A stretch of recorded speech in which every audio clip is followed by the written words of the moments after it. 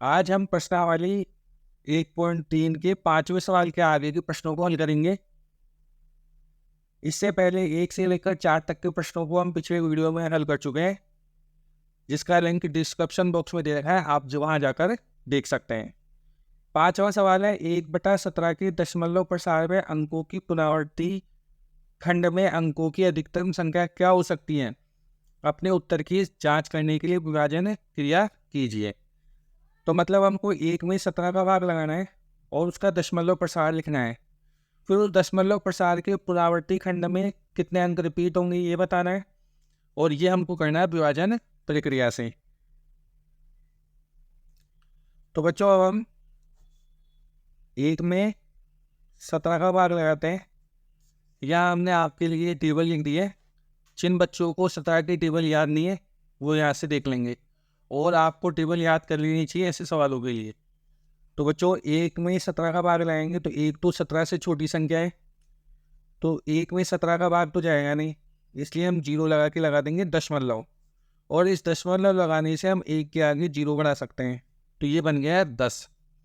लेकिन बच्चों अब भी 10 17 से छोटी संख्या है, तो 10 में 17 का भाग नहीं जाएगा, तो 1 0 और बढ़ानी पड़ेगी, और जब हम यहाँ पर 1 0 बढ़ाएंगे तो यहाँ पर भी 1 0 लिखनी पड़ेगी। दशमलव के कारण आप 1 0 बढ़ा सकते हैं, लेकिन अगर आपको और 0 बढ़ानी है तो फिर 1 0 यहाँ लिखने के साथ यहाँ भी लिखनी पड़ेगी आपको।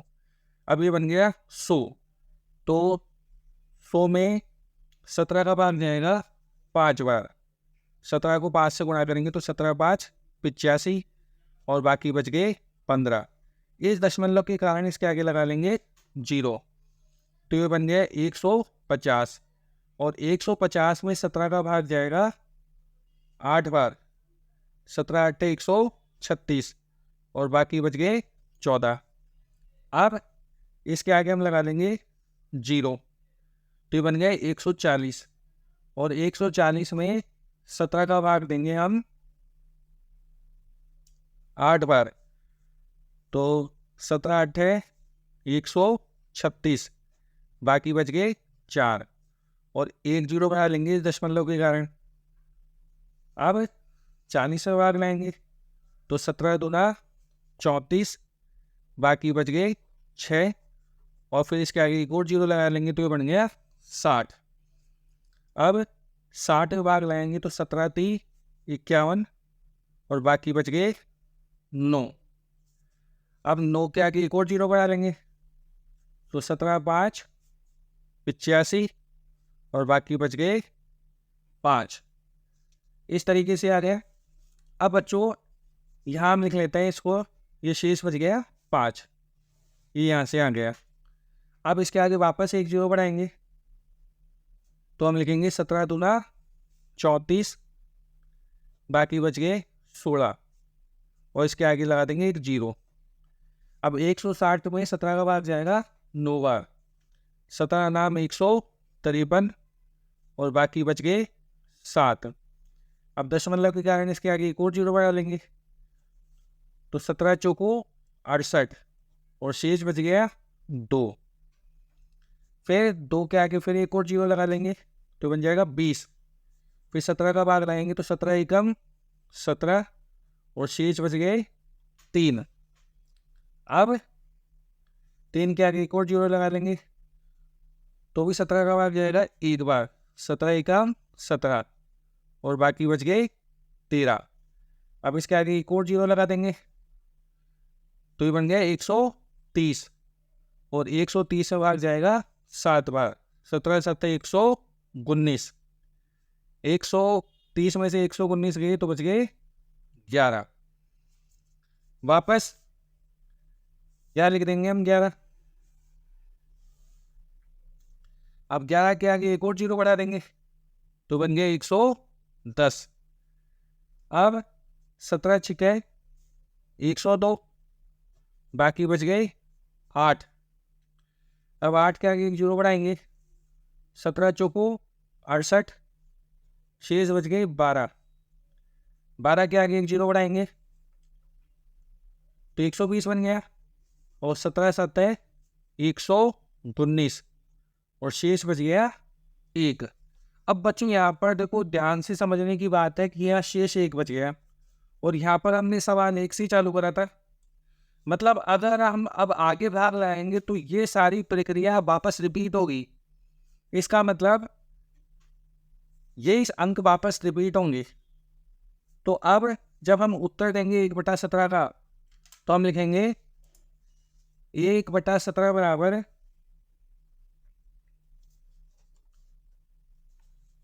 0.88235252117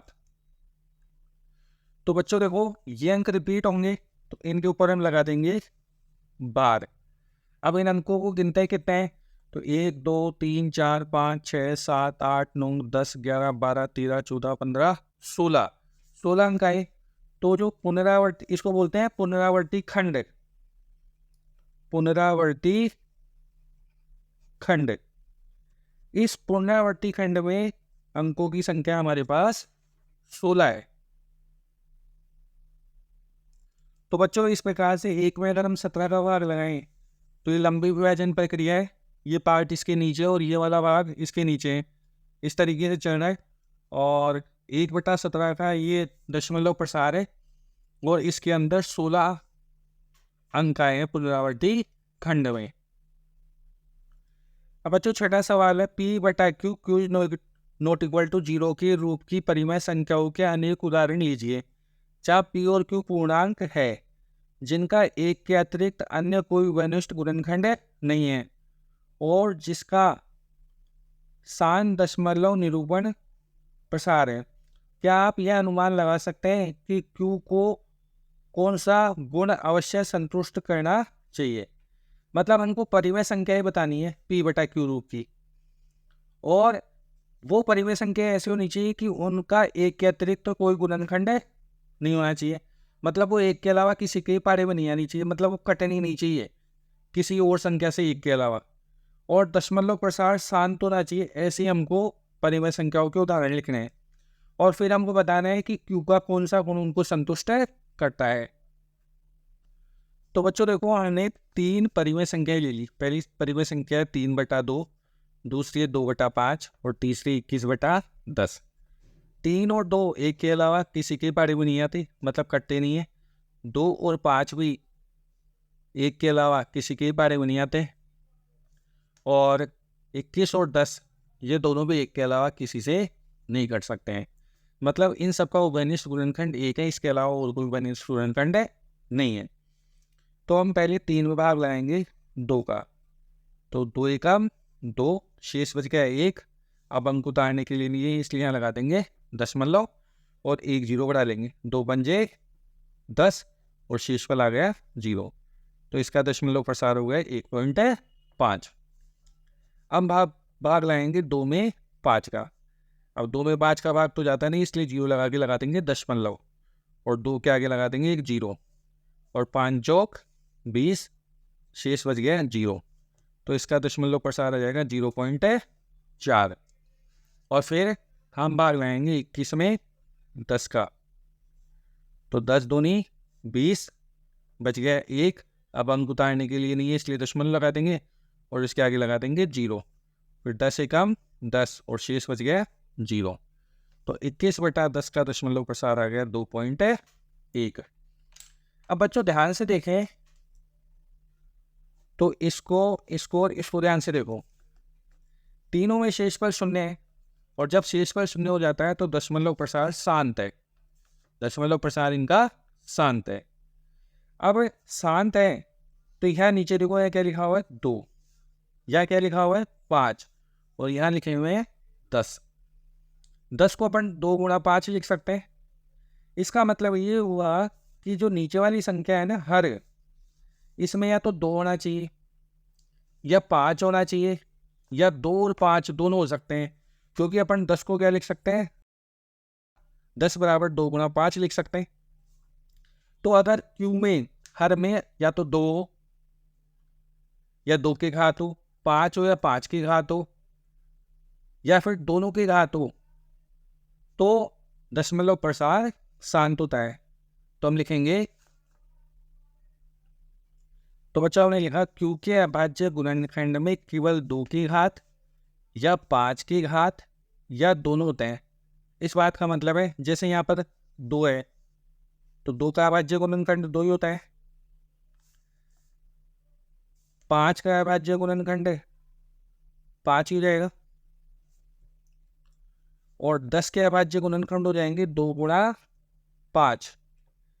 तो या तो 2 हो या 5 हो या 2 और 5 दोनों हो। अब इनकी घात के रूप में भी आ सकते हैं। अब घात के रूप में कैसे आ सकते हैं वो समझो। जैसे मान लो अपन ने लिख दिए 100, तो 100 के अभाज्य गुणनखंड करके देखो। 100 में 2 का भाग लाएंगे तो 50, 50 में 2 का भाग लाएंगे तो 25, 25 में 5 का भाग लाएंगे तो 5 और 5 में 5 का भाग लाएंगे तो 1। तो 2 कितनी बार आया है? 2 बार, इसलिए 2 की घात 2। 5 कितनी बार आया है? 2 बार, तो 5 की घात है 2।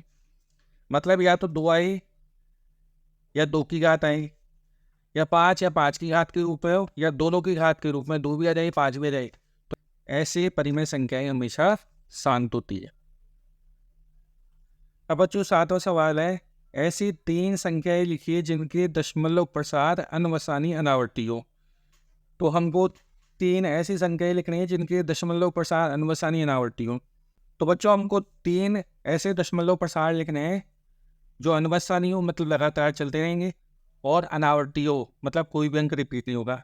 तो ऐसे दशमलव प्रसार कैसे लिखते हो ध्यान से देखेंगे। 0 दशमलव, या कोई भी अंक भी लिख सकते हैं अपन। पहले जैसे हमने पहले 1 के आगे 1 0 लगा दिया, फिर 1 के आगे 2 0 लगा दिए, फिर 1 के आगे 3 0 लगा दिए, फिर 1 के आगे हमने लगा दिए 4 0, और ऐसे ही आगे तक चलता रहेगा ये। इसके बाद में 1 के आगे 5 0 आ जाएंगे, फिर 6 0 आ जाएंगे, इसी तरह का आगे चलता रहेगा। दूसरा उदाहरण ले लेते हैं। 0.75 और इसके आगे 1 0 लगा दो, फिर 75 लिख के इसके आगे 2 0 लगा दो, फिर 75 लिख के इसके आगे 3 0 लगा दो, फिर 75 लिख के इसके आगे 4 0 लगा दो, फिर डैश डैश डैश, ऐसे आगे तक चलता रहेगा। एक और लिख देते हैं। पहले 8 लिख दो और 8 के आगे लगा दो 1 0, फिर 8 लिख के 8 के आगे 2 0 लगा दो, फिर 8 लिख के 8 के आगे 3 0 लगा दो, फिर 8 के आगे लिख के 4 0 लगा दो, और इसी प्रकार ये आगे चलता रहेगा। तो इस प्रकार हमने ये 3 दशमलव प्रसार लिख दिए जो किस प्रकार के हैं? अनवसानी, मतलब लगातार चलते रहेंगे, और अनावर्ती, अनावर्ती का मतलब है एक भी अंक रिपीट नहीं हो रहा। जैसे पहले 80 आई, फिर 800 आई, फिर 8000 आई, फिर 80,000 आई, फिर 8 लाख आ जाएंगे। इसमें पहले 750 आई, फिर 7500 आ गई, फिर 75,000 आ गई, इसी तरीके से आ गई। इसमें पहले 10 आई, 100 आई, फिर 1000 आई, फिर 10,000 आई, आगे तक चलते रहेंगे। तो ऐसे दशमलव प्रसार को हम बोलते हैं अनवसानी अनावर्ती। बच्चों 8वां सवाल है, परिमेय संख्याओं 5/7 और 9/11 के बीच में 3 अलग अलग अपरिमेय संख्याएं ज्ञात कीजिए। तो बच्चों देखो हमारे पास 5/7 और 9/11 ये 2 संख्याएं। तो पहले हम 5 में भाग लाएंगे 7 का, तो 5 में 7 का भाग तो जाता नहीं है, तो 0 लगा देंगे दशमलव, तो बच जाएगा 50।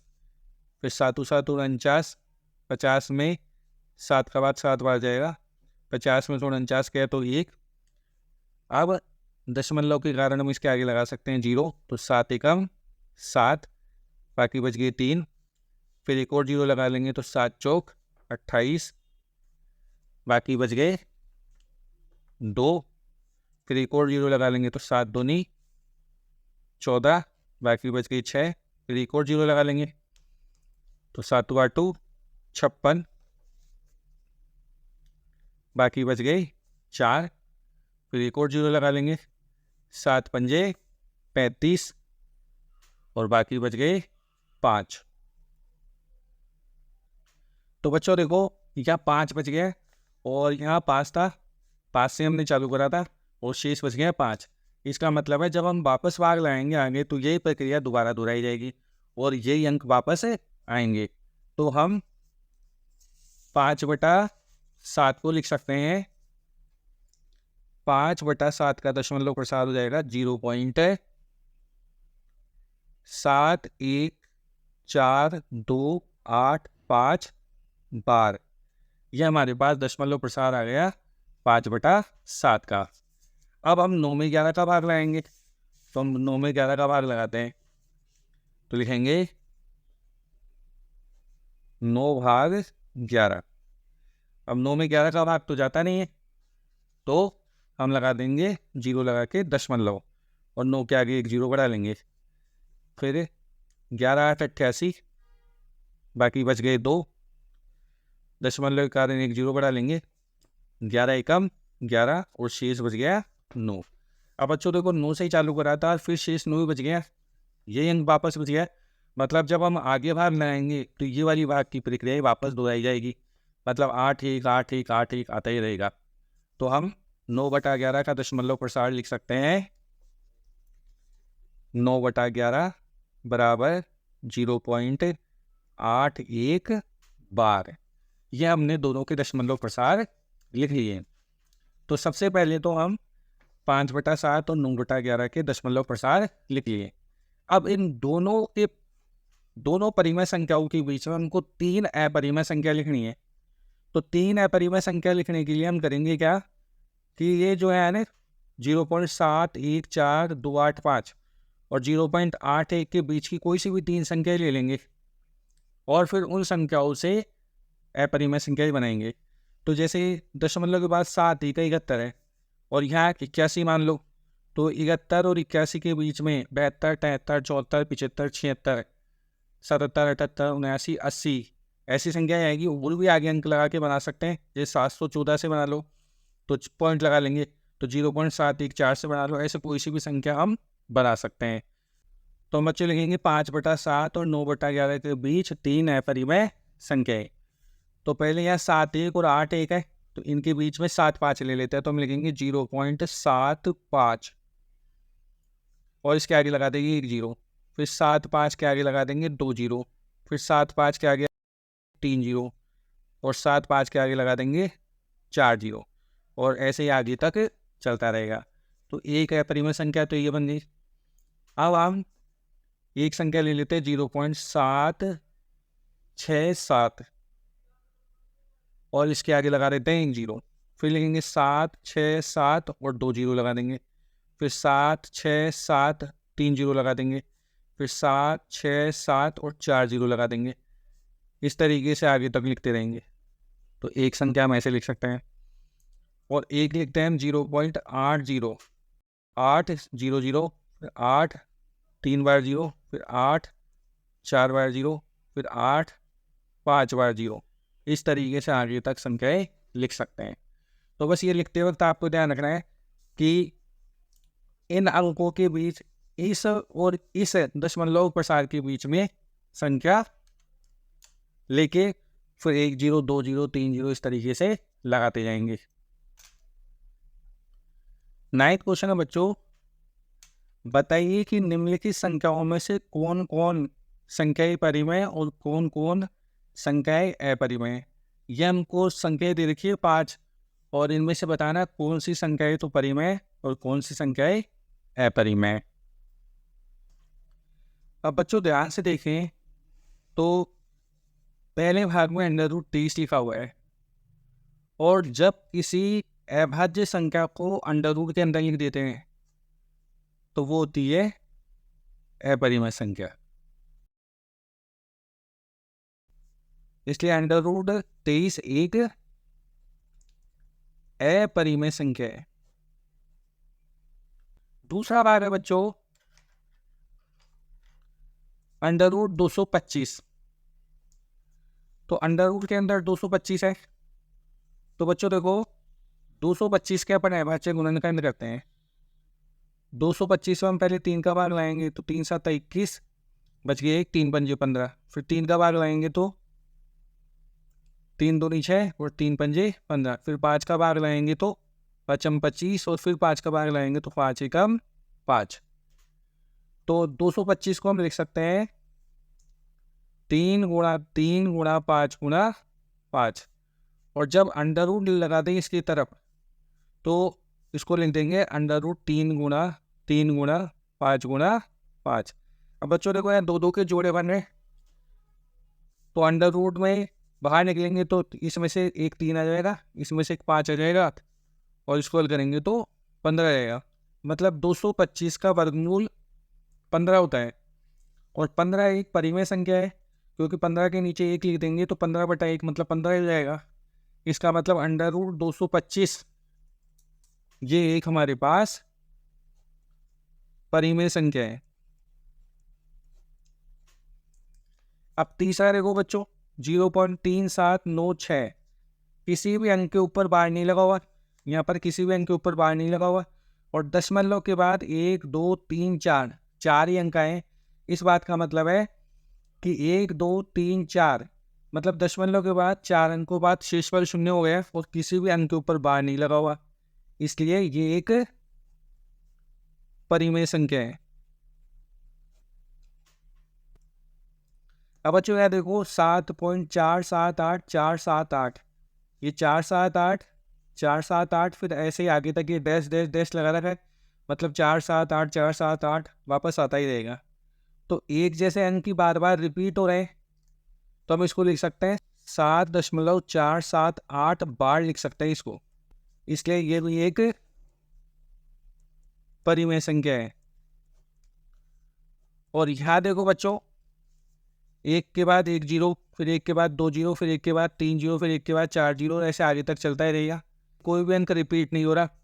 तो ऐसी संख्याओं को हम बोलते हैं अपरिमेय संख्याएं। वीडियो को शेयर कीजिए, चैनल को सब्सक्राइब कीजिए। धन्यवाद।